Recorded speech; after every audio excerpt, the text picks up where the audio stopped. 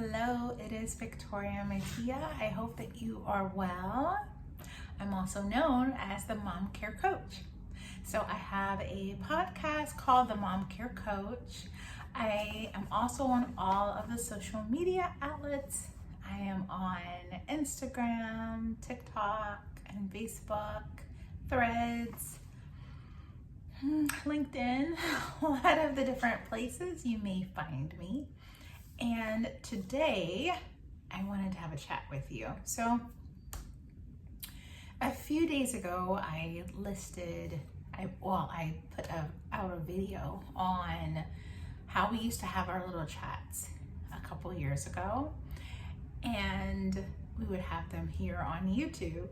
And I posted that one in the Mom Care Coach Facebook group, and how I wanted to continue to start having those again. And so here we are. And so today I wanted to talk. So if you are used to me or is this your first time seeing me, thank you. You are welcome here. And today we're going to talk about self-care edition for being an autism mom. Now the podcast episode, the latest one that was released, I believe it was yesterday, is all about being an autism mom, self-care edition. And it's all talking about tips before the holidays. And so I gave you 4 tips of different things you can do before that big holiday dinner. So if you have not listened to that yet, please go and check it out. Okay, so on our podcast, we have our 4 pillars, and we're going to talk about that a little bit today. But our main topic is about when you are starting your self-care journey as an autism mom.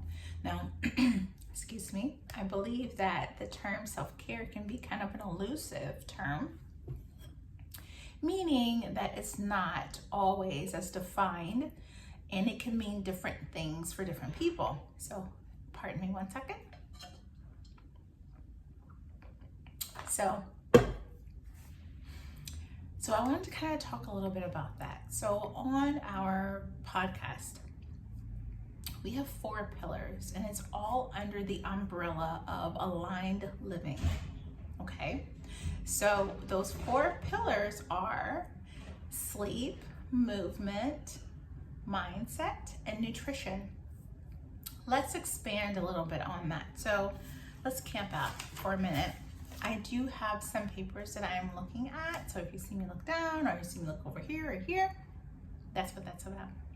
So I want to talk about how we can give ourselves permission for self-care, how we can give ourselves grace for self-care, especially if you are a mother of an autistic child. So let's talk about that. If aligned living is our umbrella, okay, then let's look at mindset. We're looking to have an anchor practice of mindset. So what can we do to create mindset? So our goal is to have a calm mind. And we may think about the goal in mind when we start, but when we first start, we have not already arrived at the goal. And so there are steps that we need to take in order to get to the goal. So if the goal is to have a calm mind, then we need to have anchor practices to get us there. So mindset would be our anchor. What are the practices of mindset to get us there? It could be breath work. It could be mindful meditation. It could be Pilates. It could be different breathwork practices. It could be reading personal development books, right? Having a personal growth plan. All of those things could be under mindset. Imagine if you are in a plane and you're letting down an anchor, and an anchor is in the water, or an anchor is in the sand, and it is what's holding everything together.